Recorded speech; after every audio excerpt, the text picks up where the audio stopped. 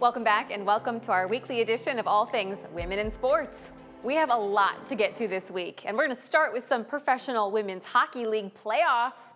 The Ottawa Charge have eliminated the Boston Fleet and punched their ticket to the PWHL's Walter Cup final for a second straight year. Ottawa took Game 4 in the best-of-5 series in a double overtime win on Sunday, but we don't know who their finals opponent will be just yet because last night's do-or-die Game 5 between the Minnesota Frost and the Montreal Victoire was postponed.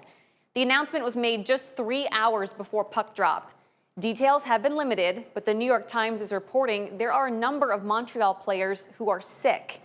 That game will now be tonight at 6 p.m. Central Time, and the winner will face Ottawa in the finals. Looking ahead to next season, there could be professional women's hockey in Las Vegas. According to The Athletic, the PWHL is expected to make the announcement tomorrow that its 10th franchise will be in Vegas. This is the second of what could be 4 expansion teams for next season. Last week, the league announced it's also expanding to Detroit.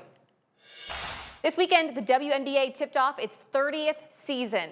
There are 2 new teams this year, the resurrected Portland Fire and the Toronto Tempo. Caitlin Clark played in her first WNBA game in 296 days, and of course that is not the right video. That's okay, we'll get to Nelly Korda in a second. But the Fever did lose 107-104 to the Dallas Wings. Then it was a championship rematch. The Phoenix Mercury traveled to Las Vegas for the Aces home opener, and this time it was Phoenix who came out on top 99-66. 24 hours later, though, Vegas would defeat the Los Angeles Sparks 105-78. Meanwhile, the Liberty are still championship favorites despite missing superstar Sabrina Ionescu to a foot injury for the next few weeks. And the Atlanta Dream are looking like they'll be a force this year, with Angel Reese now on the team. They defeated the Minnesota Lynx in a comeback win on the road, 91-90. Well, just before the season started, Golden State fans were shocked to see the Valkyries cut former Iowa Hawkeye Kate Martin. But then just 3 days later, Martin was signed to the Los Angeles Sparks under a player development pool contract. This is a new designation that lets each team add 2 players without signing them to a salary-capped contract. And this weekend, a brand new women's basketball league is about to begin. The Upshot League will start with 4 teams in Charlotte, Greensboro, Jacksonville, and Savannah, and have a 40-game season. Upshot tips off this Friday with live coverage on YouTube. And I got one more basketball story for you. The Connecticut legislature has passed a bill that will designate basketball superstar Sue Bird as their state bird. This will only be during the month of March. In college, Bird led UConn to 2 national titles. All right, we have 2 local ladies nominated for this week's Midwest Technical Institute Score Standout. First up, Sloan Moeller from Davenport Central, who hit a huge milestone, now with 100 career goals. And she is joined by Malin Cleaver from Maquoketa, who had 7 goals in the Cardinals' 10-0 win over Monticello.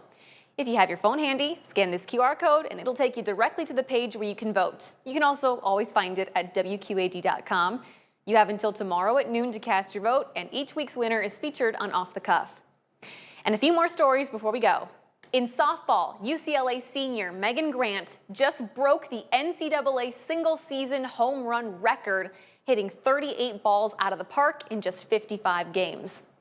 And this Thursday, the Kroger Queen City Championship tees off in Ohio. LPGA star Nelly Korda is looking for her 3rd straight win after winning her 3rd major at the Chevron Open, then the Riviera Maya Open right after that. And women's soccer superstar Alex Morgan announcing on Mother's Day she and her husband are expecting their 3rd child this fall. Congratulations to them. And that'll do it for this week's edition of Women in Sports.